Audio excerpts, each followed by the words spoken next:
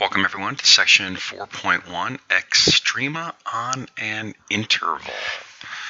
So we're beginning chapter 4 here. We're going to start taking a look at some more applications of calculus. And in chapter 4, we're going to focus on finding extremas of functions and then all the related characteristics of graphs and of functions that go along with extremas. All right. So in section 4.1, we're going to take a look at the definition of an extrema on an interval. We're going to take a look at the relationship between relative extremas and absolute extremas, and then we're going to find those extremas. Right.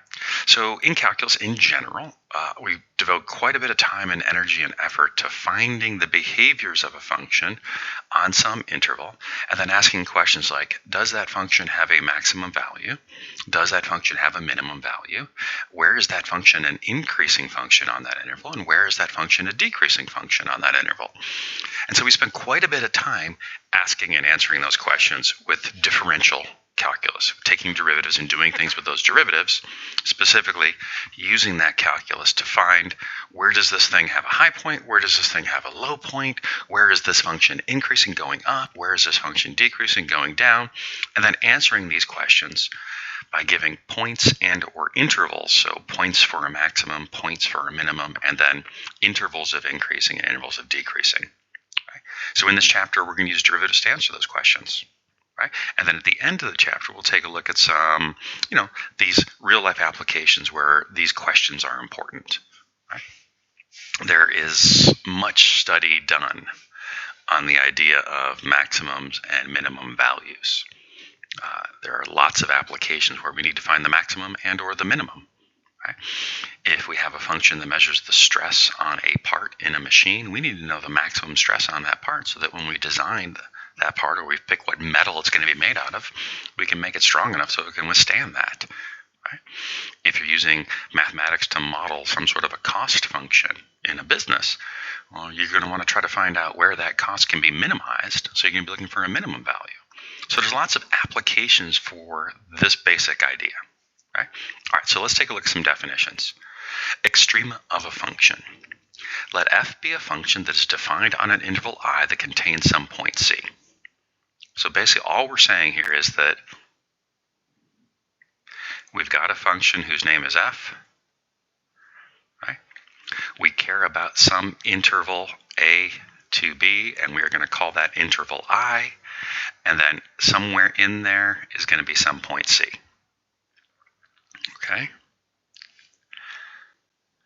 F of c is called a minimum on the interval. Now, keep in mind, if all I care about is this piece of the graph right here, that interval I that's being defined over here, then the fact that the function might be smaller over there or bigger over here, nobody cares.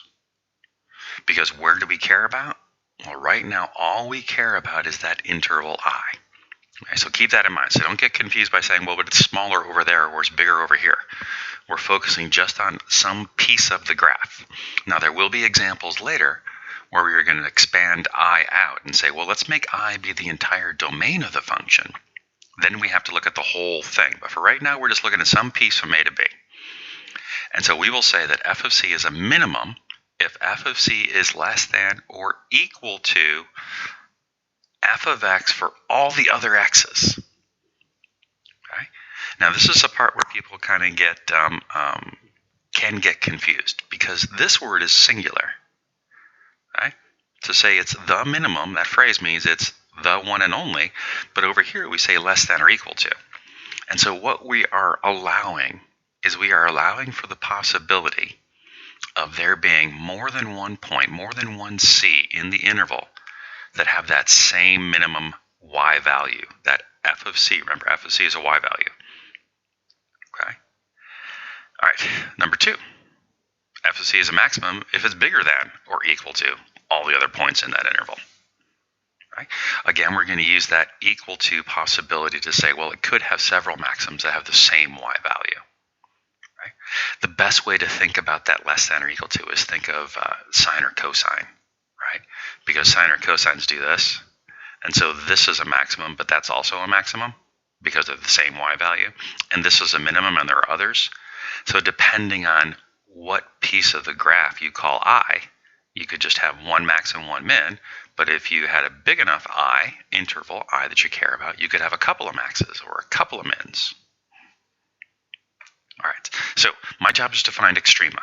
Extrema is a fancy math word that just catches all maxes or all mins. So when you say extrema, you are not defining whether it's an extrema high point maximum or an extrema low point minimum. Right?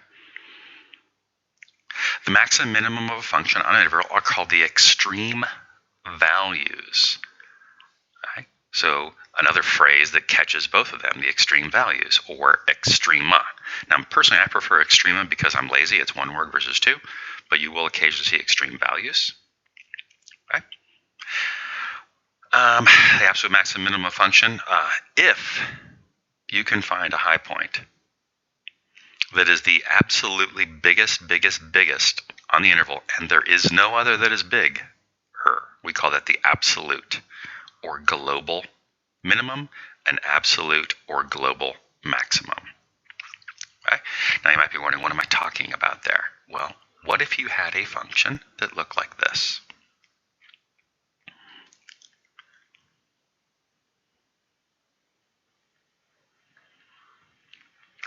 And this was your interval I, starting here and stopping there. Well, this and this, those are both maximums because they're high points on the graph. But only this one is the highest on our interval. So while that point right there is some sort of a maximum, and we'll talk about those kinds of maximums later, when we're talking about the absolute maximum, we're talking about that point right there, because even though there's other high points on the graph, even though there's other hilltops out there, that's the highest hilltop. So that is the absolute maximum or the global maximum. Now turn that graph upside down and we could make the same argument for global or absolute minimums. Right? Now one thing to keep in mind is that a function does not have to have minimums and maximums on an interval depending on how that function is defined. Okay? This function right here, x squared plus 1 on the interval from -1 to +2, and what's the purpose of those symbols right there? So what we are saying is that I, the interval, is from -1 to +2.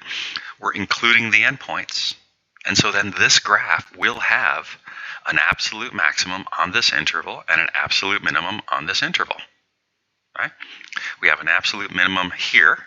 Right? The minimum value is 1. We have an absolute maximum here. The maximum value is 5. Okay? Did you hear what I just said? Okay? The absolute minimum and the absolute maximum values. Okay?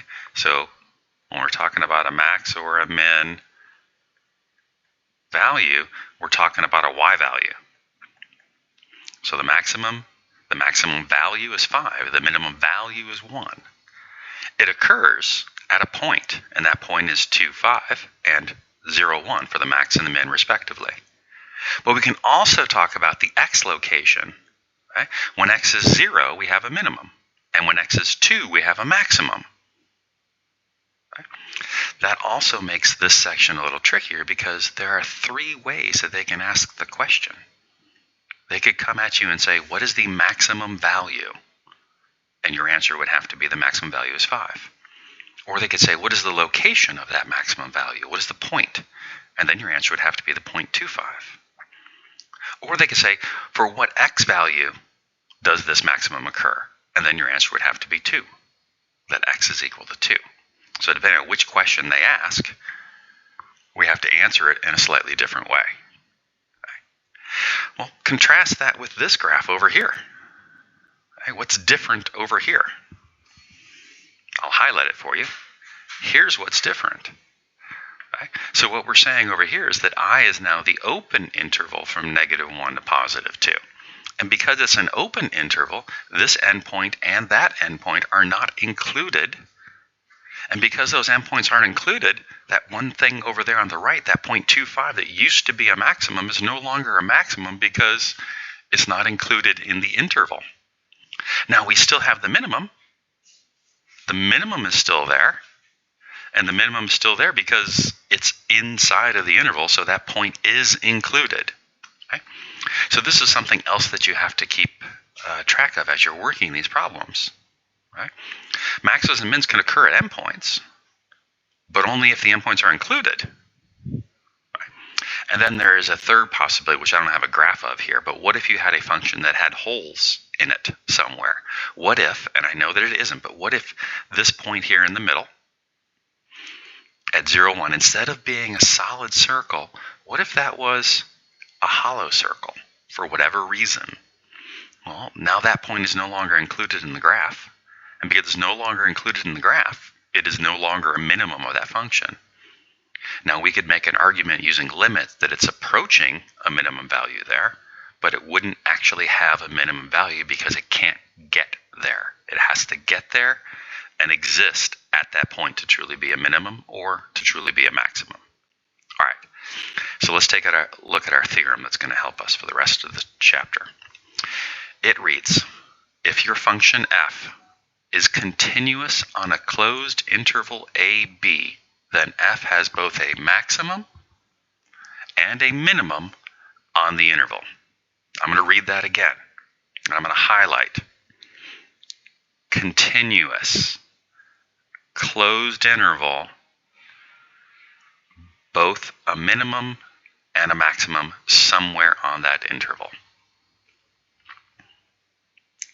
Okay? So if your function looks like this graph right here that I have drawn for us, then somewhere on there is going to be a highest point, and somewhere on there is going to be a lowest point. And so I'm looking at this, and I'm going to highlight points that I think are interesting. This point is interesting. This point is interesting. This point is interesting. And this point is interesting. Okay? These two are both some kind of maximums. Okay? So these guys are some kind of maximums. These two are some kind of minimums. Okay. All right, so I know that I've got two minimums, and I know that I got two maximums, but my job isn't to find mins and maxes. My job is to find these guys.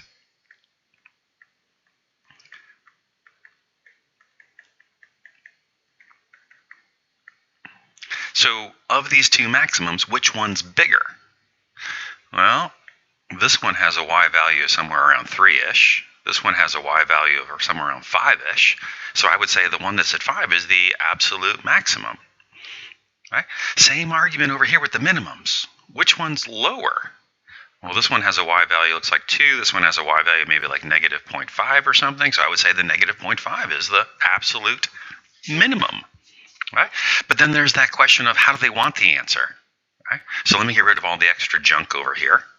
And let's just get down to what they want. They want the absolute maximum. Now we have already defined the absolute maximum to be this location right here, which appears from this graph to be the 0.3, at the 0.35. That's going to be our maximum. I actually know that it happens to be exactly 3.5 because I made that equation to go through the 0.35, but from the graph we can say that it appears to go through 3.5. So then the answer to the question about finding that absolute maximum could be the absolute maximum occurs at the 0.35. Or we could say that the absolute maximum is 5, the y value, that f of 3 is equal to 5, another way to say it. Or we could say that the absolute maximum occurs when x is equal to 3. Right? And since there are several different ways to answer the question, be careful when you're answering the question. Now you might be looking at this and going, well, who cares? Think about the applications, right? If we go back to the stress one I was talking about, okay, I might not care about when the maximum stress occurs on that bolt. I just need to know the maximum stress so I can make the metal strongest. So all I would need to know is the 5. Or if we use the cost example, if I'm trying to figure out how many parts to make to minimize my costs, I might not need to know what the minimum cost is. I just might need to know how many parts to make. So the reason that there are several ways to ask this question and then to answer this question is there are many different applications of this. And because there's different applications, there's different ways that we're going to need to know our answer. Right? So we have to look at things from a holistic, if you will, perspective of, okay, I could simply just say this is math, and all I care about is finding the absolute maximum point. But the reality is most people who use mathematics in some way in their career don't use math for math's sake. Right? I find it very difficult to envision a job where your whole purpose is to sit down and solve equations all day long. No one's just going to walk into a job and say, okay, here's 50 quadratic equations. This is your job for today. Solve these. That just doesn't happen. Okay? But the application is still there. And so your job might be to find 50 maximums, 50 minimums. And so we need to understand how this is going to be used so that we can make sure we're doing it correctly. All right. Relative versus absolute. We're at 16 minutes, so I'm going to stop the first video here, come back, start the second video right there with relative and absolute. I'll see you back here for part 2.